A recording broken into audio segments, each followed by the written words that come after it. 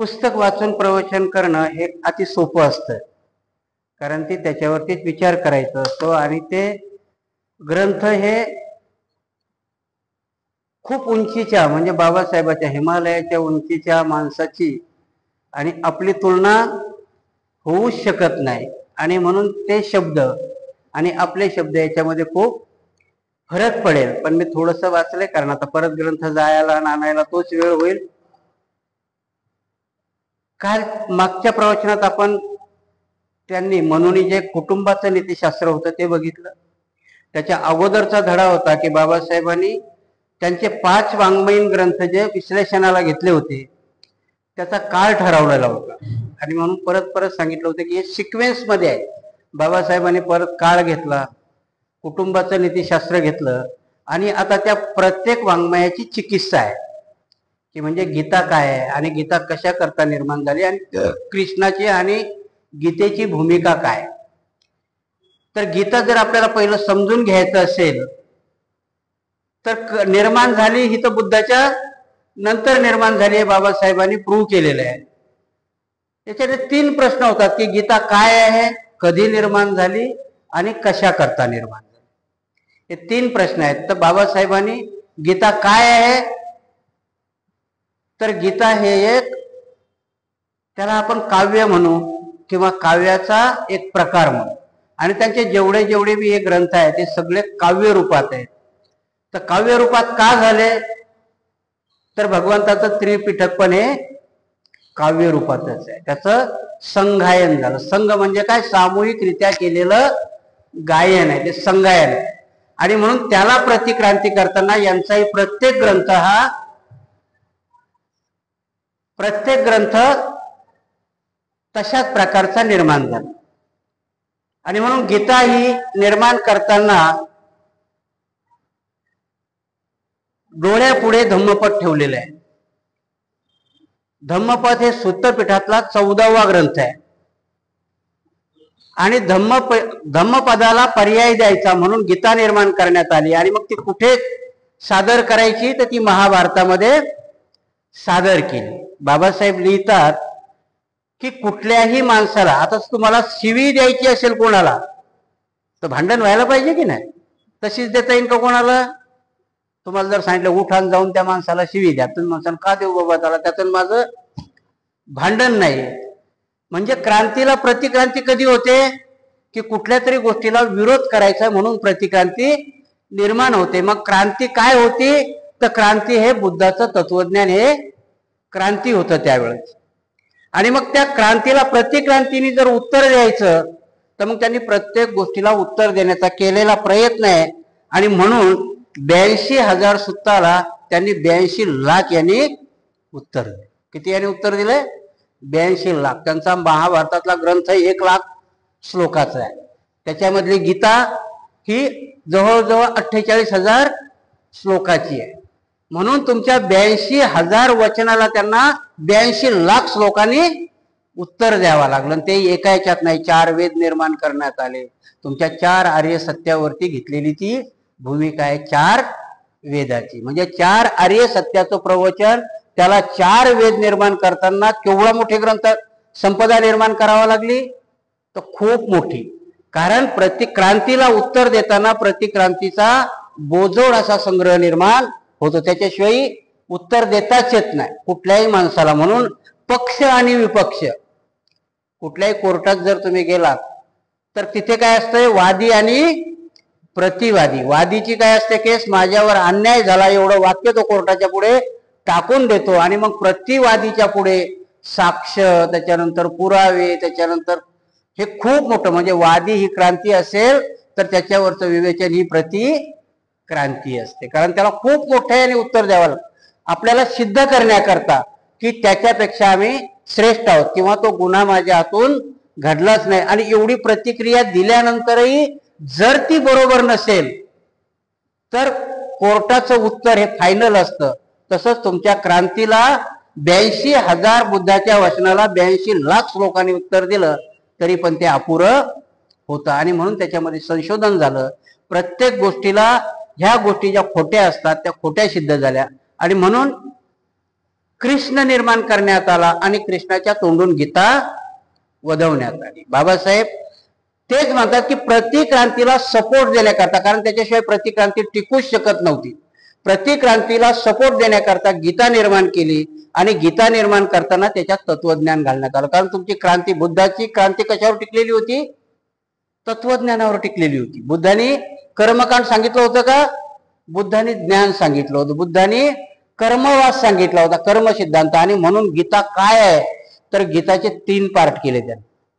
गीताचा पहिलाच पार्ट आहे, गीताच्या पार्टामध्ये त्यांनी कर्मवाद सांगितला. कृष्ण अर्जुनाला काय सांगतोय की तू कर्म कर. कशाला उत्तर आहे? भगवान बुद्धाच्या कर्म सिद्धांताला. कशाचं उत्तर आहे भगवान कृष्णाचं? अर्जुनाला तो कर्म सिद्धांत सांगतो. दुसऱ्या अध्यायात भक्ती वेदांत सांगतो. म्हणजे भगवान बुद्धांनी निस्ता कर्मवाद सांगितलाय का? कर्मवादाला समुत्पवादात म्हणजे कार्य कारण भाव साधले. कुठली कारण घडल्याशिवाय क्रिया घडत नाही. याला उत्तर देताना त्यांनी विकृतीचं काय कारण दिलं की तू भक्ती कर, भक्ती केली तरच. आणि बुद्धाच्या अभिधम्म पिटकाला उत्तर देताना त्यांना त्याच्यामध्ये बुद्धी, त्याला ज्ञानयोग म्हटले. गीतेमध्ये 3 आहे की कर्मवाद, भक्तिवाद आणि ज्ञानवाद, असे 3 आहेत. तर तुमच्या 3 याला ते उत्तर आहे. बाबासाहेब म्हणतात हे 3ही उत्तरं तोकडी आहेत. कारण कशाला मजबूत करायचं होतं तर प्रतिक्रांतीला. मग प्रतिक्रांती कुठून होती? पहिला ग्रंथ काय? मनुस्मृती. मनुस्मृतीला निर्माण करण्याकरता बाबासाहेब मग त्याच्यात उत्तर देतात की कृष्ण अर्जुनाला सांगतो की पूर्ण सृष्टी कोणी निर्माण केली? मी निर्माण केली. हिचा नियंता कोण आहे? चालवणारा कोण आहे? मी आहे. आणि म्हणून तुला माझं म्हणणं ऐकलं पाहिजे, कारण मीच गुरु आहे. मग त्याच्यानंतर ते विराट रूप दाखवतो, कारण तोपर्यंत तो मानत नाही. हे कशाची प्रतिक्रांती आहे की भगवान बुद्ध सांगतात की सृष्टीचे नियम आहेत.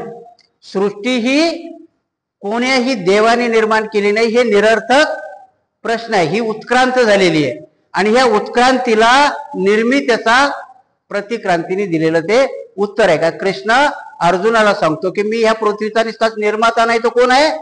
नियंता पण आहे. की नियंत्रित कोण करतो तर मी करतो. याला वाद काय की पुढे जेवढे उभे आहेत ते फक्त शरीर आहेत, ते शरीर मरतील, आत्मा मरणार नाही. याला काय दिलं? आणि म्हणून तो सांगतो की मला ह्या तुला मी का सांगतो तर तू मला प्रिय आहे. कशाचं उत्तर दिलंय? भगवान बुद्ध सांगतात की निर्वाण ही अशी अवस्था आहे की त्यामध्ये प्रियही काही नसतं आणि अप्रियही काही नसतं. याच्या वरची प्रक्रिया निर्वाण असतं. श्रीकृष्ण त्याला छेद देण्याकरता काय सांगतो की तू मला प्रिय आहेस म्हणून तुला मी गीता सांगतोय. म्हणजे भगवंतालाही प्रिय. आणि आपले बाबासाहेब इथे चिकित्सा करतात की भगवान बुद्धाच्या निर्वाणामध्ये परिस्थिती आहे की त्यांना कशाची आसक्ती राहिली नाही. आता आपण जर अशी गोष्ट घेतली तर पहिल्या गोष्टीमध्ये आपण मिलिंद प्रश्नामध्ये जर बघितलं की बुद्ध पूजा कशाची स्वीकारतात. जर ते अस्तित्वातच नाहीयेत तर मग पूजा स्वीकारतात का? जो माणूस अस्तित्वातच नाहीये, भगवान बुद्ध तुम्ही म्हणता निब्बान पावलं. निब्बान पावलं म्हणजे परत जन्म नाहीये. परत जन्म नाही म्हणजे अस्तित्वात नाहीये. तर मग पूजा कशाची स्वीकारतात? ते आपण पूजा जी करतो ते कशाची स्वीकारतात? राजा मिलिंदाने विचारलेला प्रश्नच आहे ना तो. जर ते अस्तित्वात नाही पण दुसऱ्या ठिकाणी भगवंत म्हणतात की चैत्यामध्ये ठेवलेल्या अस्तु धातूची पूजा केली पाहिजे. का होतं ते? ती पूजा सफल होते. दोन्ही वाक्य भगवान बुद्धाचीच आहेत. इथे असंच म्हणतात की निर्वाणाच्या पलीकडे आहेत बुद्ध. बुद्ध म्हणतात मी स्वीकारतही नाही आणि नाकारतही नाही. जर स्वीकारलं तर आसक्ती राहिली म्हणजे बुद्ध घडलेत का? जर त्यांनी पूजा स्वीकारली तर त्यांच्यात आसक्ती राहिली ना. कुठलीही गोष्ट आपण स्वीकारतो का स्वीकारतो तर तिच्याविषयी आपल्याला आसक्ती आहे म्हणून आपण ती गोष्ट स्वीकारतो. आणि आसक्ती अस्तित्वात आहे म्हणजे सम्यक संबुद्ध झाले का? नाही. कारण आसक्ती पूर्ण मरावं लागते तेव्हा सम्यक संबुद्ध. बरं नाकारली तर तुमच्यात द्वेष कायम आहे. भगवान बुद्धांनी जर समजा तुमची पूजा नाकारली तर मग ते सम्यक संबुद्ध आहेत का? कारण त्यांच्यात आपण कुठली गोष्ट नाकारू शकतो की कुठल्या तरी माणसाविषयी आपल्याला द्वेष नाही पाहिजे तुझी गोष्ट मला. जर समजा आपल्याला कोणी काही भोजन द्यायला, आपण काय म्हणतो, न आवडणाऱ्या माणसाला नाही तुझे मी उपाशी राहील पण तुझं भोजन नको मला. काय आहे तुमच्या मनामध्ये? घृणा आहे ना, तिरस्कार आहे. भगवंत याच्या पलीकडे आहेत, त्यांना कोणाविषयी प्रियताही नाही आणि कोणाविषयी नफरतही नाही. ह्या अवस्थेच्या पलीकडे गेलं तर निर्वाण प्राप्त होतं. इथे कृष्ण अर्जुनाला काय सांगतो, तू मला प्रिय आहे. बाबासाहेब म्हणतात हे कसं होईल? ही त्याला दिलेली उत्तर आहे. क्रांतीला प्रतिक्रांतीने दिलेलं उत्तर आहे की त्यांना तिथे दाखवायचं की भगवान बुद्धाला प्रिय आणि अप्रियच्या पलीकडे आहेत ते. त्यांना कुणीही प्रिय नाही आणि कुणीही अप्रिय नाही, याच्या पलीकडे गेले म्हणजे सम्यक संबुद्धी प्राप्त झालेली. पण कृष्ण तसं म्हणत नाही. कृष्ण काय म्हणतो, अर्जुना तू माझा भक्त आहेस आणि म्हणून तू ही गीता मी तुला सांगतोय. भगवान बुद्धाने असं केलंय का? भगवान बुद्धाने नाही. कोणी प्रिय आहे म्हणून त्याला उपदेश केलाय आणि कोणी अप्रिय आहे म्हणून त्याला केला नाही असं नाही. भगवान बुद्धाकडे जो गेला त्याला भगवान बुद्धाने उपदेश केला आणि भगवान बुद्धाचे ते उपदेश आहेत. भगवान बुद्धाने असे उपदेश म्हणजे तुम्हाला आता जे बोलतो, ती नंतर संगीतीमध्ये केलेले हे अलग अलग प्रकार आहे. विनय पिटक असेल, सुत्त पिटक असेल, अभिधम्म पिटक असेल, हे कुठे निर्माण केले? संगीतीमध्ये निर्माण. जेव्हा जेव्हा संगीती निर्माण झाल्या त्याच्यामध्ये तो प्रकार निर्माण झाला. मग त्याच्यात सुत्त निकाय असेल, तुमचं दिग्ग निकाय असेल, हे वेगवेगळे प्रकार निघतात. त्याच्यातले मग जे घटक असेल तशा मानानं सुत्त पिटकामधला हा 14वा ग्रंथ आहे धम्मपद आणि धम्मपदाचीच कॉपी केलेली आहे गीता. तर बाबासाहेब म्हणतात गीताला कसं विकृत करण्यात आलं, तर ह्या 3 प्रकार आहेत. पहिला भगवान बुद्धाचा कर्म सिद्धांत आहे, तर त्याला गीतेमध्ये कर्म भावना देऊन भक्ती योग त्याला योग म्हटले. इकडे कर्म सिद्धांत म्हटलंय, कृष्ण तिकडे त्याला काय म्हणतोय, कर्मयोग म्हणतोय. त्याच्यानंतर भक्ती योग म्हणतोय आणि त्याच्यानंतर ज्ञानयोग. अशा 3 योगामध्ये त्यांनी गीता वाटलेली आहे. कशाला उत्तर आहे, तर धम्मपदाला, भगवान बुद्धाच्या दिलेल्या त्याला. आणि मग बाबासाहेब तिथे त्याला लिहितात की कशा करता करण्यात आलं, तर प्रतिक्रांती करायची होती. प्रतिक्रांतीमध्ये त्यांना वर्ण व्यवस्था मजबूत करण्याकरता आणि मग तिथे कृष्णाच्या तोंडात घातलेलं आहे की ही वर्ण व्यवस्था पण मी निर्माण केली. कृष्ण काय म्हणतो गीतेमध्ये, बाबासाहेब त्या गीतेला पूर्णतः का नाकारतात? थोडस ज्ञान आहे त्याच्यामध्ये, बाबासाहेब नाही म्हणत नाहीत. बाबासाहेब काय म्हणतात, थोडस ज्ञान त्याच्यामध्ये आहे, पण त्या सगळ्या ज्ञानाचा, मी जसं सांगितलं की तो घाणीत पडलेला रुपया आहे, उचलायचा की नाही. बाबासाहेब तेच सांगतात की 4ही बाजूनी घाण कशी निर्माण केली, तर कृष्ण एका वाक्यात सांगतो की चातुर्वर्ण्य ही पद्धत मी अस्तित्वात आणलेली. चातुर्वर्ण्याचा निर्माता कोण आहे, तर मी आहे म्हणतो. आणि त्याच्यामुळे क्षत्रियांनी लढलंच पाहिजे. आणि अर्जुना तू कोण आहेस, क्षत्रिय आहेस. ही वर्णव्यवस्था कोणी निर्माण केली, मी निर्माण केली. आणि म्हणून अर्जुना तू क्षत्रिय आहेस, तू लढलं पाहिजेस. तू लढलास आणि जिंकलास तर तुला ह्या पृथ्वीचं काय भेटेल, राज्य भेटेल. आणि तू हरलास तर स्वर्गामध्ये तुला जागा भेटेल. ह्या दोन्ही गोष्टी कृष्ण त्याला एक आमिष देतो आणि एका ठिकाणी भीती घालतो. पृथ्वीचं राज्य भेटेल हे आमिष आहे, आणि जर नाही लढलास तर स्वर्गामध्ये तू जिंकलास तर मेला तर स्वर्गात जाशील आणि नाही लढला तर नरकात जाशील. भगवान बुद्धांनी अशी कुठलीही भीती घातलेली नाही. भगवान बुद्धाकडे जो आला त्याला भगवान बुद्धांनी निर्वाण पदाचा मार्ग सांगितला. आणि मग भगवान बुद्ध सांगताना तुम्हाला तेच सांगतात की जे 4 आर्य सत्य आहेत, हे आर्य सत्य समजले की आर्य अष्टांगिक मार्ग हा निर्वाणापर्यंत जाण्याचा मार्ग आहे. ह्या क्रांती आणि प्रतिक्रांतीच्या ग्रंथामध्ये ही जी गीता आहे, गीतेचा उल्लेख करताना बाबासाहेब परत उल्लेख करतात. त्याच्यामध्ये खूप मार्मिक उल्लेख आहे. बाबासाहेब म्हणतात की प्रत्येक जण गीतेला पवित्र म्हणतो. आजही भारतामध्ये हिंदू धर्मियामध्ये पवित्र ग्रंथ कुठला समजला जातो, त्यांचा गीता. बाबासाहेब म्हणतात कुठल्याही पवित्र ग्रंथाला जर त्यांना पवित्र म्हणायचंय तर अक्षरशः तो ग्रंथ उपग्रंथ आहे. महाभारतातला एक ग्रंथ आहे ना, तो मेन ग्रंथ आहे का, तर नाही. महाभारतामध्ये कृष्णाने अर्जुनाला सांगितलेली ती गीता आहे. तिथे त्याचं ब्रेन वॉशिंग केलेलं आहे. म्हणजे बहेकलेला पोरगा वाटेवर आणायचा आहे ना, ऍक्च्युली तो त्यांच्या भाषेत काय झालेला आहे, बहेकलेला आहे ना. तो युद्ध लागलंय, हा त्यांच्या सैन्याचा सेनापती आहे आणि सेनापतीच पळून जायची भाषा बोलतोय. पळून जायची म्हणजे बाण खाली ठेवलाय ना, आता मी काही लढत नाही, पुढे आजे म्हणजे माझ्या उभे आहेत, भाऊ आहेत, चुलत भाऊ, कसं मारू यांना, म्हणजे बयकलेला आहे. आणि ह्या बयकलेल्या पोराला वाटावर आणायचे म्हणून काय सांगितली, गीता सांगितली. आणि मग तिथे गीतेमध्ये सांगताना त्याच्यावरती ते प्रेशर आणलेलं आहे. ते प्रेशर कशा करता आणलेलं आहे, तर बाबासाहेब म्हणतात दुसरं तिसरं काही नाही, तर वर्ण व्यवस्था आणि मनुस्मृती मजबूत करण्याकरता हे निर्माण केलेले ग्रंथ आहेत किंवा निर्माण केलेली हत्यार आहेत. आणि त्याचं उदाहरण देताना बाबासाहेब सांगतात की कृष्ण बार बार त्याला सांगतो की तू क्षत्रिय आहे.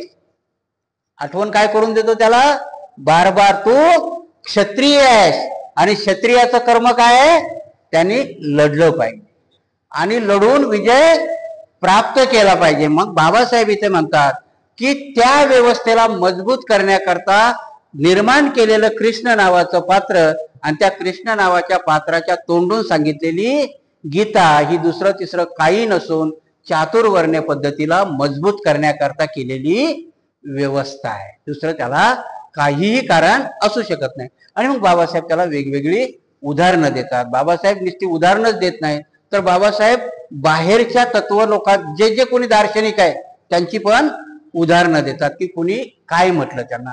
आणि त्या उदाहरणानुसार बाबासाहेब लोकमान्य टिळकाची पण साक्ष काढतात. बाबासाहेब सांगतात की गीतेवरती भाष्य कुणी कुणी केलंय, तर पहिलं भाष्य केलं शंकराचार्यांनी. शंकर भाष्य म्हणून उद्दिक झालं. मग त्यांना जो जो काही गोष्ट आवडेल तेवढ्याच गोष्टीवरती त्यांनी भाष्य केलं. तर लोकमान्य टिळकाला काय आवडलंय, वर्णव्यवस्था आणि वर्णव्यवस्थेमधला ब्राह्मण श्रेष्ठत्व आवडलं. आणि म्हणून लोकमान्य टिळकाच्या गीता भाष्यावरती त्याचं नाव काय होतंय, गीता रहस्य. लोकमान्य टिळक काय सांगतात त्याच्यात, गीता रहस्य सांगतात. आणि ते रहस्य सांगता सांगता ब्राह्मण कसा श्रेष्ठ आहे ते अर्जुनाच्या कृष्णाच्या तोंडून सांगतात. म्हणून लोकमान्य टिळकाची गीता कशी होते, गीता रहस्य होतं. तर विनोबा भावेची गीताही बनते. विनोबा भावेची काय बनते, सांगितले गीतेमधलंच, पण विनोबा भावाची बनते ती आई. गीता काय बनते, आई. गीता ही आपण रमाई म्हणतो की नाही, आपण रमाबाईला काय म्हणतो, रमा आई. तशी त्या विनोबा भावेनी काय बनवली, गीता आई.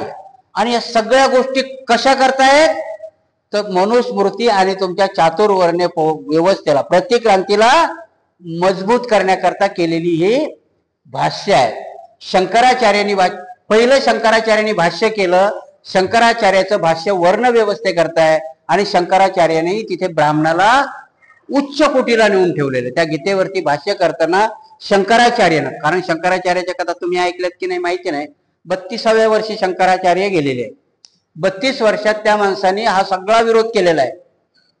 शंकर भाष्य लिहिलं, वेदावरती भाष्य लिहिलं, 4 पीठ निर्माण केले. आता जे झगडे होतात की नाही, 4 पीठ आहेत, 4 दिशेला 4 पीठ निर्माण केले. ती पीठही निर्माण कशी केली की बौद्ध धर्माची संस्कृती मिटवून त्याच्याच कारकिर्दीमध्ये आत्ताची जी मंदिरं आहेत ती आपल्या विहार तोडून बनवलेली आहे. शंकराचार्याच्याच काळामध्ये आपल्या जे अक्लेतेश्वराच्या मूर्ती महायानामध्ये पूजल्या जायच्या,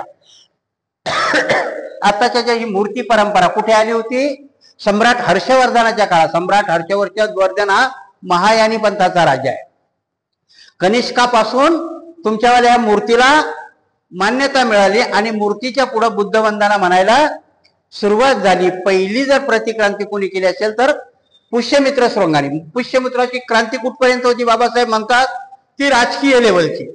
त्यांनी फक्त खाली सम्राट अशोकाचं राज्य उलथवून पुष्यमित्राची राजवट चालू केली होती, परंतु त्याला सामाजिक लेवलवरती उतरण्याकरता ही ग्रंथ संपदा निर्माण केली. आणि म्हणून त्यांच्याच पदरी असलेला भार्गव नावाचा ऋषींनी मनुस्मृती लिहिली आणि त्याला नाव काय दिलं, मनुनी लिहिली ही मनुस्मृती. त्याच्यानंतर रामायण निर्माण करण्यात आलं, त्याच्यानंतर महाभारत निर्माण करण्यात आलं. आणि ह्या सर्व प्रकारच्या मनुस्मृती, रामायण, गीता हे प्रकार करत असताना बाबासाहेब सांगतात की हे सगळे प्रकार जर कशा करता निर्मित केले असतील तर त्या व्यवस्थेला मजबूत करण्याकरता किंवा तिला एक प्रकारचं वर्चस्व निर्माण करण्याकरता. आणि म्हणून विनोबा भावेचं भाष्य हे गीताई म्हणून होते. त्याच्यानंतरचं भाष्य कोणी लिहिलंय तर पहिलं शंकराचार्याने, दुसरं लिहितात ज्ञानेश्वर. ज्ञानेश्वरांनी स्वतःच्या नावाचीच काय बनवली, ज्ञानेश्वरी बनवली. भाष्य कशावरती आहे, गीतेवरती. पहिलं शंकराचार्य, दुसरं ज्ञानेश्वर, तिसरे लोकमान्य टिळक, विनोबा भावे. तिथपर्यंत जे येतं तो शेवटचा जो बंडखोर होता आचार्य रजनीश. आचार्य रजनीशने पण गीतावरती भाष्य केलेलं आहे, गीतावरती. आणि ते भाष्य त्यांचं खूप वादळी आहे. ते तिथे गीतेचं आणि भगवान बुद्धाच्या धम्मपदाचं पहिलं कंपॅरिझन जर कुणी केलं असेल तर आचार्य रजनीशांनी केलं. आणि त्यांनी आता तो त्यांच्या तत्वज्ञानाचा बुद्ध तत्वज्ञानामध्ये तसा खूप फरक आहे, पण तरी त्यांनी ते विश्लेषण करताना त्यांनी धम्मपदाला सांगितलेलं की धम्मपदाचीच ती कॉपी आहे. म्हणून अशा प्रकारचं ते गीता, त्याच्यावरती प्रत्येक जण भाष्य का करत आला तर बाबासाहेब सांगतात की वेळोवेळी जशी जशी गरज होईल, जसं जसं, कारण प्रत्येक क्रांतीला प्रतिक्रांतीने उत्तर भेटत होतं, पण तुमची क्रांती दाबण्याकरता ते वेळोवेळी सजग राहत गेले आणि आजपर्यंत इथे सजग आहेत. कारण तुम्ही कुठेतरी तुमच्या डोकंवर काढायचा प्रयत्न केला की प्रतिक्रांती त्याला दाबत राहते. बाबासाहेब सांगतात त्याच पद्धतीने बाबासाहेबाचा कुठलाही जो उद्देश होता किंवा त्यांचा जो संदेश होता तो आजपर्यंत आम्हाला कळू शकलेला नाही. म्हणून क्रांती प्रतिक्रांतीमध्ये परवालाच मी इथे आलो नव्हतो, कारण वादळ आता याच्यावरती मला बोलता नाही येणार, पण भिक्षू लोकांचंच होतं आणि तेव्हा चर्चा चालल्या होत्या. तेव्हा ते अशा व्याख्या करत होते आणि मग परत आम्हाला काही नाही कळलं की मग आम्ही एक तर वयाचा दाखला देतो, नाही तर मग अनुभवाचा दाखला देतो. आणि मग तिथे लगेच दाखला दिला, हो म्हणते जे 1.5 वर्ष झालं तुम्हाला चिवर घेऊ, आम्हाला शिकवताय का? कुठला दाखला दिला जातो, एक तर वयाचा, हे तुला समजत नाही, तू लहान आहेस म्हणतो की नाही आपण, चुप बैस, तुला समजत नाही. कारण आपण समजून घ्यायला तयार नसतो. म्हणजे क्रांती आणि प्रतिक्रांती आणि जो कोणी बंडखोरी करायला जातो त्याला दाबून ठेवल्या जातं. आणि मग दाबून ठेवण्याचा प्रकार आता त्यांनी शोधून काढलाय. शंकराचार्याला विरोध करायला रजनीश निर्माण होऊ शकतो समजा, परंतु आता तुम्हाला विरोध करायला तुमचेच माणसं निर्माण केली जातात. कारण मग समाजामध्ये, कारण त्यांना ते टेक्निक सापडलंय, आता प्रतिक्रांतीचं टेक्निक त्यांना सापडलंय. कारण जर मला विरोध कोण्या बामणाने केला तर तुम्ही सगळे तुटून पडा ना, आमचा भिक्षू खोटा असो काही असो, तुला विरोध करायची काय गरज आहे, आम्ही बघून देऊ म्हणसाल की नाही. इथं येऊन जर मला बामणाने शिवी दिली तर तुम्ही सगळेजण त्याला मारायला जा. पण त्या दरवाज्यात येऊन एका भिक्षूने मला सांगितलं की हे तू सामने रे, त्या खुर्चीवर कसा काय बसलास, मग यातले तो अर्ध्याच्या मनात संभ्रम निर्माण होईल की नाही, खरं म्हणतोय ते काहीतरी. अर्धे म्हणते नाही नाही असला सामनेर तर काय झालं बाबा, पण सांगतात ना नीट, काही वाईट नाही सांगत, आम्हाला चोरी करायला नाही सांगत, पंचशीलच सांगतात ना. पण ही संख्या कशी असते, तोकडी असते. कारण विरोधाला पाठबळ खूप लवकर मिळतं, सत्याला पाठबळ लवकर भेटत नाही. आणि म्हणून ती म्हण पडली की पितळ पाहता क्षणी ओळखता येतं, सोनं घासून नाही समजलं तर अग्नीत टाकल्या जातं. जेव्हा ते अग्नीत टाकून जळत नाही तेव्हा म्हणतात हे सोनं आहे. तशीच तुमची प्रथा. म्हणून आता क्रांतीवाल्याला तो शोध लागलाय की विरोध करायलाही त्यांच्यातलीच माणसं निर्माण करा म्हणून. कारण तो अडचण येते मग समाजापुढे की बाजू कोणाची घ्यायची. आणि मग इथे बुद्धाचं तत्वज्ञान चालू पडतं. बाबासाहेब इथे सांगतात की मग तुम्हाला प्रज्ञेचा उपयोग करावा लागतो, प्रज्ञावान समाज. आणि मग परत मुळापासून उभं राहावं लागतं की समाजच घडवावा लागतो प्रज्ञावान, तोपर्यंत नाही निर्माण होऊ शकत. बाबासाहेबांच्या ग्रंथ निर्मितीचा उद्देश तो आहे. मारामाऱ्या करणं हा उद्देश आहे का? बाबासाहेबांनी बुद्ध धम्म कशा करता लिहिला की तुमची आध्यात्मिक भूक भागावी. कसं करावं प्रश्न पडतो की नाही तुमच्या पुढे, की बाबा काय. आता बी आमच्या मनात वादळ होतं, पूजा करायची मग कशी करायची. मग आम्ही फूल लावतो, अगरबत्ती लावतो, मेणबत्ती लावतो, आहे की नाही. ही पूजा आम्हाला मान्य आहे एका फुलाची, पण 100 किलोची पूजा आम्हाला मान्य. मग ते मात्र झालं अंधश्रद्धा. एक फुल ही श्रद्धा आणि 100 किलोचे फुलं ही अंधश्रद्धा. कुठले प्रज्ञावान आम्ही आहोत आम्हाला माहिती हा एक होऊ शकतं त्याच्यात होऊ शकतं. तुम्ही म्हणाल की 100 किलो एकाही फुलानी पूजा होऊ शकते आणि 100 किलोनी होऊ शकते, कशाला खर्चात टाकता, हा हे लॉजिक ठीक होऊ शकतं. याच्यावरचा तोडगा असतो की एक फुल घेऊन एकच माणूस जाऊ शकतो. जर तुम्ही गरीब आहे तर 100 किलोनी पूजा करायची तर किती लोकांना जावं लागेल? 100 लोकांना जावं लागेल ना. जर मी आत टाकली की माझ्या तथागताची पूजा 100 फुलांनीच झाली पाहिजे तर याच्या पाठीमागचा अर्थ 100 लोकांनी आलं पाहिजे. पण आम्ही वेगळा अर्थ लावतो आणि मग त्याला कर्मकांड सिद्ध करतो. माझा बाप वारला, फोटो मी भिंतीला लावला, अगरबत्ती नवस म्हणून लावता का तुम्ही? मग माझ्या तथागताची पूजा तीच आहे ना, नवस म्हणून नाही, तो सन्मान म्हणून आहे. आणि मग सन्मान आम्हाला कसा करायचा त्याची व्याख्या आम्हाला ठरवता आली पाहिजे. म्हणून वंदनेत महापरिनिब्बाण सूत्रामध्ये आनंद भगवंताला विचारतात की भगवंत, तुम्ही शरीर सोडल्यानंतर तुमचे क्रिया आम्ही कशी करावी? कारण वाचत नाहीत आम्ही काहीच. आम्ही बोलताना याच्यात असं ठणकावून सांगतो की भगवान बुद्धाच्या वचनाला कोणी खोडू शकलं नाही. सांगतात की नाही प्रत्येक जण? मला एखादा तरी वक्ता सांगा की तो म्हणतोय की 82,000 वचनामधलं हे वचन खोटं आहे. ठणकावून सांगतात. मग तेच वचन भगवान बुद्धांनी महापरिनिर्वाण सूत्रामध्ये सांगितलंय, आनंदा, माझा अंतविधी हा चक्रवर्ती राजासारखा झाला पाहिजे. हे भगवंताचं वचन आहे. भगवंत महापरिनिर्वाण सूत्रामध्ये आनंदाला सांगतात की माझं शेवटचं आहे कसं झालं पाहिजे? चक्रवर्ती राजासारखं झालं. आनंद परत म्हणतो चक्रवर्ती राजाचं पण मी पाहिलं नाही, कारण तेव्हा कोणीच चक्रवर्ती राजा नव्हता, मी पाहिलेलं नाही. आणि मग तेव्हा भगवंत सांगतात की भगवंताच्या पार्थिव शरीराला पहिल्याने स्वच्छ करावं, त्याच्यावरती निष्कलंक रुईचा लेप द्यावा, त्याच्यानंतर सुगंधित द्रव्य टाकावीत, परत त्याच्यावर द्यावा. असं किती वेळ करावं? 500 वेळ करावं. किती वेळ सांगतात? 500. आता तुम्हाला सगळ्या लोकांना संभ्रम माहिती की भगवान बुद्धाच्या अस्थी धातू कशा निर्माण झाल्या. महापरिनिर्वाण सूत्रामध्ये भगवंत सांगतात की माझ्या शरीराला 500 वेळस लेप द्यावा. किती वेळस?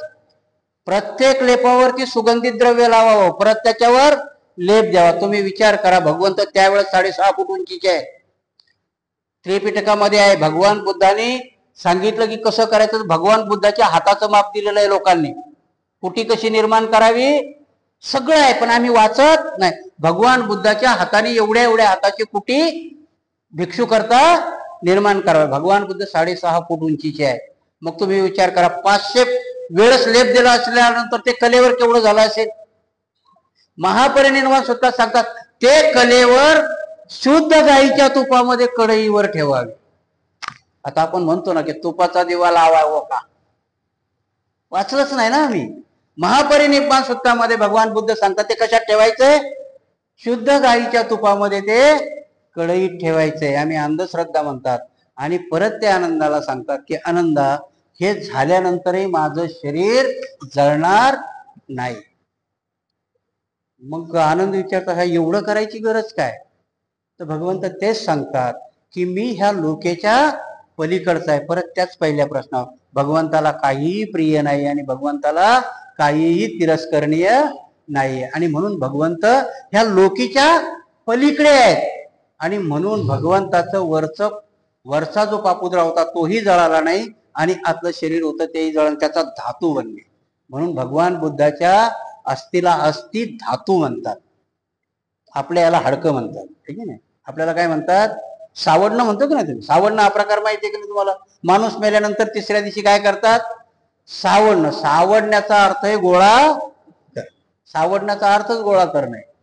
भगवंताच्या त्याच्या करता असती धातूला, म्हणून भगवंताच्या त्यांना दिलेल्या लेपाच्याही धातू बनले. कारण कुठलाही हे शरीर भगवंताचं जळालं नाही. काय जळालं? तर ते लेप दिलेले प्रकार जळाले. कारण भगवान बुद्ध हे ह्या लोकीच्या पलीकडचे आहे. म्हणून भगवान बुद्धाचं तत्वज्ञान जळालं नाही. भगवान बुद्धाला काय प्राप्त झालं होतं? सम्यक संप्रोधी. आणि शरीर कशाचं बनतं? 4 महाभूताचं. 4 महाभूत कशात विलीन होतात? महाभूतामध्ये महाभूत विलीन होतात आणि म्हणून भगवान बुद्धाची संबोधी जळाली नाही, त्याचे जे धातू निर्माण झाले त्या धातूचे. आणि मग त्यावेळेस भगवान बुद्धांनी सांगितलं होतं की माझ्या शरीराची पूजा भिक्षुनी करू नये, पण ग्रहस्थांनी करावी. कुठे करावी? तर हे जे चैत्य निर्माण होतील, धातू निर्माण होतील, त्या धातूवरती चैत्य निर्माण करावे, पॅगोडे निर्माण करावे आणि तिथे पूजा करावी. तर पूजा कशी करावी? तर माझ्या गुणाची करावी, ध्यान करावं, धारणा करावी, अशा प्रकारची पूजा बुद्धांनी सांगितली होती. तीच पूजा श्रीकृष्ण क्रांती आणि प्रतिक्रांतीमध्ये काय म्हणतो? अर्जुना तू माझा ऐक, तीच माझी भक्ती आहे. भक्ती म्हणजे त्याच्यावरती ठेवलेला विश्वास. भगवान बुद्ध तसं सांगत नाही. भगवान बुद्ध काय सांगतात की तुझ्या तर्क विवेक बुद्धीला ते पटलं पाहिजे. आणि म्हणून आजही चैत्यामध्ये ज्या 8 तिथं विभागणी कशाची झाली होती? 8 भांडणं लागले होते ना तिथे. आणि म्हणून तिथला तो द्रोण नावाचा ब्राह्मण तो म्हणणाऱ्या भगवान बुद्धाच्या अस्थीवर युद्ध होणं त्या भगवान बुद्धाच्या तत्वज्ञानालाच विरोध आहे ना. शांततेचा प्रिय आणि त्याच्या अस्थी करता जर लढाई होणार आहे, कारण त्यावेळेस ते राजे भेटले ना की आमचा अधिकार आहे, शाक्य म्हटले आमच्या कुळात जन्मले म्हणून आमचा अधिकार आहे. तर कोलीय बोलत होते की आमच्या इथे झाले म्हणून. सगळ्याचे दावे वेगवेगळ्या प्रकारचे होते. आणि म्हणून त्या द्रोण ब्राह्मणांनी सांगितलं की मी याचं कारण भगवान बुद्धाचेच वचनानुसार आहे की त्यांच्या अस्थीवरती धातू. आणि मग तो द्रोण विचारतो की निष्ठे स्तूप नाही, जे जे कोणी महास्तूप निर्माण करणार असतील त्याला तेव्हा ते 8 जनपद तयार होतात. आणि तो द्रोण 8 ठिकाणी त्याची विभागणी करतो आणि त्या 8 ठिकाणी दिल्या जातात. त्या द्रोणाला काहीच शिल्लक राहत नाही. आणि मग तेव्हा तो त्या लिच्छवीची परमिशन घेतो की हे राहिलेले कोळशे मी घेऊन जाऊ का? जेव्हा जळल्या जातात तो कोळशे शिल्लक राहतात ना, तर ह्या कोळशावरती मी पण स्तूप बांधेन. आताचा जो तुमचा वाद आहे की नाही की भगवान बुद्धाच्या अस्थी खऱ्या आहेत की खोटे आहेत, श्रद्धा कशाला म्हणतात? त्या द्रोण ब्राह्मणाने लिच्छवीच्या ठिकाणी बांधलेला कोळशावरती स्तूप बांधला आणि लोकांनी श्रद्धेने त्यालाही. आम्ही आता आमच्या श्रद्धा एवढ्या भिकार झाल्या की त्या श्रद्धाच उत्पन्न होत नाही. आम्ही त्या श्रद्धेला शंकेच्या रूपाने बघायला लागलो. कुठल्या तरी गोष्टीला श्रद्धा निर्माण करण्याकरता काही गोष्टी जर निर्माण होत असतील, आणि म्हणून बोधिसत्वाने सांगितलं होतं की मला धम्म जर वाढवायचा असेल तर तुम्हाला पहिल्या गोष्टीने त्याला प्रचारित करताना तुमची आयुध वापरावं लागते ना. आम्ही बुद्धाचं ऐकलं ना बाबासाहेबाचं ऐकलं, आजपर्यंतही आम्ही होत नाही. मग दुसरी गोष्ट आम्ही जास्त काय घेतली तर चिकित्सा घेतली. आणि चिकित्सा ही कुठली घेतली? निरर्थक घेतली. भगवान बुद्धही त्यांना विचारायला गेले की पृथ्वी निर्माण कुणी केली? भगवान बुद्धांनी मौन धारण केलं, याच्यावरती उत्तर दिलं नाही. आनंद आल्यानंतर विचारतात भगवान बुद्ध खरंच तुम्हाला माहिती नाही का? भगवान बुद्ध हसतात. भगवान बुद्धाच्या 3 क्रिया खूप फेमस आहेत. भगवान बुद्धाच्या 3 क्रिया, भगवान बुद्धाचं स्मित, भगवान बुद्धाचं मौन आणि भगवान बुद्धाचा निग्लेक्ट करणं. या 3 गोष्टीला खूप अर्थ आहे. भगवान बुद्धाने काही ठिकाणी मौन पाळलंय, काही ठिकाणी स्मित हास्य केलंय आणि काही ठिकाणी तिरस्कार केले, झिडकारलेलं आहे त्या गोष्टी. तिरस्कार हा शब्द वाईट आहे, झिडकारलेलं आहे. भगवान बुद्ध जेव्हा मौन पाळतात तेव्हा त्याचा अर्थ आहे की ते मला सगळं माहिती आहे पण तुला न समजण्याच्या पलीकडे आहे, मी सांगूनही काही फायदा होणार नाही, म्हणून मी मौन पाळतो. भगवान बुद्ध आनंदापुढे स्मित का करतात? अरे तुला तर माहिती आहे, तुला थोडंफार तर कळलंय, मग निरर्थक चर्चा करण्यात काही अर्थ नाही. आणि आनंद ते समजून घेतात, स्मित त्याच्याच करता असतं. आता आपल्याला त्या व्याख्याही कळत नाही आणि अर्थही कळत नाही, आम्ही वेगळ्याच गोष्टीच्या पाठीमागे लागत राहतो. क्रांती प्रतिक्रांती ह्या ग्रंथामध्ये बाबासाहेबांनी तेच समजावण्याचा प्रयत्न केलेला आहे. आणि कोणाच्या हा ग्रंथही आपल्या डोक्यावरून जातो. कृष्ण कोणाला सांगतोय? अर्जुनाला. बाबासाहेबाला ऑब्जेक्शन घ्यायची काय गरज आहे? कोणाला सांगितलंय त्याने? अर्जुनाला. पण बाबासाहेब म्हणतात ना कृष्ण जन्माला आला ना अर्जुन जन्माला आला, हे व्यवस्थेचे 2 प्रतिनिधी निर्माण केले. कशा करता? की तुम्हाला भ्रमित करण्यात. कृष्णाने अर्जुनाला सांगितलंय की मार पुढच्याला, आत्मा मरत नाही. कोणाला सांगितलंय? तुम्हाला. डोक्यावरती घाण वाहा हे तुला कोणी सांगितलंय? तुझ्या कर्माने सांगितले. कारण मागचे कर्म केले म्हणून तुला हे करायला झाले. हे केल्यानंतर तुला पुढचा जन्म चांगला भेटणार आहे. कारण आत्मा मरत नाही. भगवान बुद्धाला का प्रतिक्रिया? भगवान बुद्धाने आत्माच उचलला आणि फेकून दिला. आत्मा नावाचा प्रकार नाहीये. आत्मा कुठेही नाही. भगवान बुद्ध त्याला चेतना म्हणतात. म्हणून नाम रूपाची संज्ञा आणली. भगवान बुद्ध म्हणतात की 4 महाभूतांनी शरीर बनतं आणि बाकी ह्या चेतना आणि ह्या गोष्टी नाम आहे. बाकी ही वरचं रूप आहे. याला प्रतिक्रांती करण्याकरता कृष्ण निर्माण केला. आणि कुणीतरी ऐकायला पाहिजे ना. मग तुमच्या माहिती करता सांगतो, गीता ही फक्त कृष्णाने अर्जुन 3ऱ्या नंबरचा आहे. कृष्णाने पहिली गीता कोणाला सांगितलेली आहे? कृष्ण ब्रह्मदेवालाही नाकारतो. ब्रह्मदेवाचा पहिला पुत्र मनू. ही गीता पहिली कोणाला सांगितली? मनूला सांगितली. पण ती मनूची काही कल्पामध्ये ती विस्मरणात गेली. मग ती सूर्याला सांगितली. तीही विस्मृतीत गेली. म्हणून तुला अर्जुनाला सांगायची वेळ आली. त्याच्यावरचं विश्लेषण करताना आचार्य रजनीश खूप छान करतात. आणि त्या माणसाचे तर्क एवढे हे आहेत ना. आता आचार्य रजनीशाला बदनाम केलेले बरंचसं, पण ते तर्क देताना त्यांचे तर्क एवढे भयानक आहेत की ते विचारतात की युद्धभूमी आहे, कुठलं रणक्षेत्र आहे त्यांचं म्हणतात की कुरु. त्या रणक्षेत्रामध्ये असं विचार करा. आचार्य रजनीश म्हणतात विचार करा की इकडे बी 10-15 कोस सैन्य आहे, इकडे बी 10-15 कोस सैन्य आहे, आणि मधात कृष्ण आणि अर्जुन आहे. ऐकायला यांनाही जात नाही, त्यांनाही जात नाही. पुरावेदार आहे का कोणी? यांनी त्याला सांगितली. पुरावा आहे का कोणाचा की नक्की सांगितली म्हणून? ते आचार्य रजनीश नाही म्हणे एक पुरावा आहे. कोण? तर त्या आंधळ्या धृतराष्ट्राला तो संजय सांगतोय. कोण सांगतोय? तिकडे बसलाय तो. कुठे? हस्तिनापुरामध्ये. कारण त्याला दिव्य दृष्टी प्राप्त झालेली. आणि तो सांगतोय कोणाला?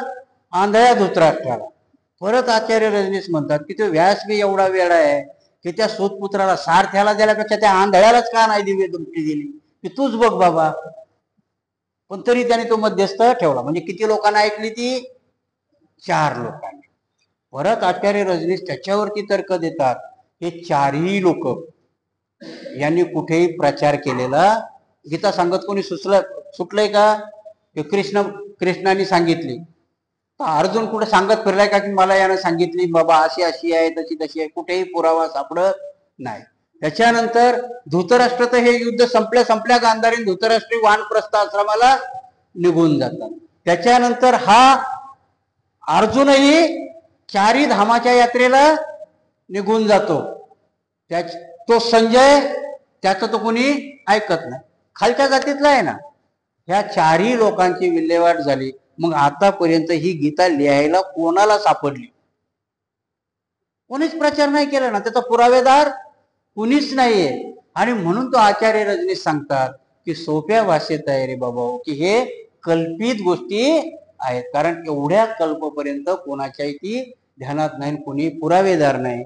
आणि त्याच्या पुढचा त्यांचा शब्द आहे की ब्राह्मण एवढे हुशार आहेत की ते खूनही करतात आणि पुरावा ठेवत.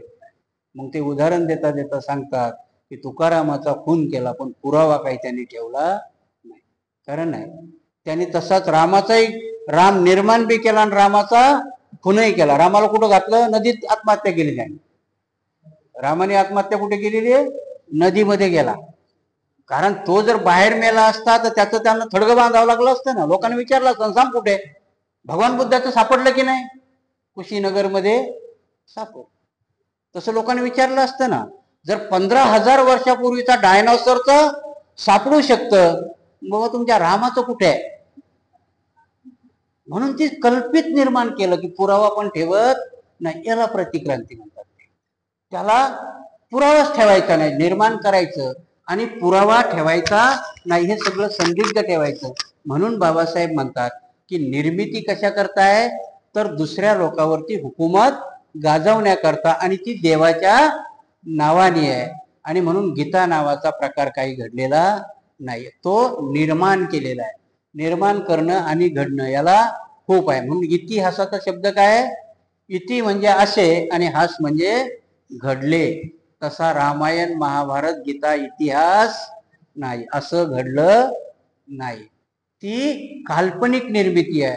आणि म्हणून बाबासाहेबांनी हे जे ग्रंथ आहेत ते बाबासाहेब सांगतात की क्रांती आणि प्रतिक्रांतीमध्ये महत्वाची भूमिका कोणाची असेल तर मनुस्मृतीची आहे. पण मनुस्मृतीला स्थापित करण्याकरता हे ग्रंथ निर्माण केले आणि मग हे ग्रंथ ऐकावे म्हणून मनोरंजन केले. कारण आता तुम्हाला धम्मपद ऐकायला बसाल का तुम्ही? 45 मिनिटाच्या पुढे धम्मपद ऐकणार नाही, कारण त्याच्यात मनोरंजन नाही. पण गीतेत मनोरंजन आहे, कारण गीता कशात घातली?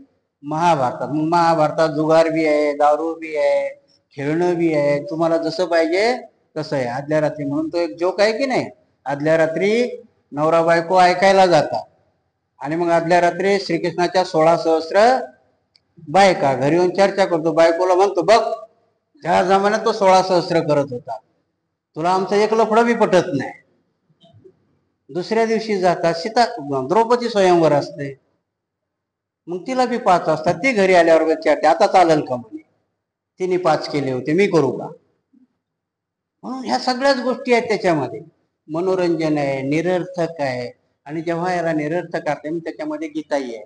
कारण गीता ऐकण्यात बोर होऊ नये ती महाभारतात त्याच्याच करता घातली की मनोरंजनामधून ऐकता आली पाहिजे आणि तुमच्या डोक्यावरती तो भार तुम्ही तो पेलत घेऊन वाहून गेलं पाहिजे.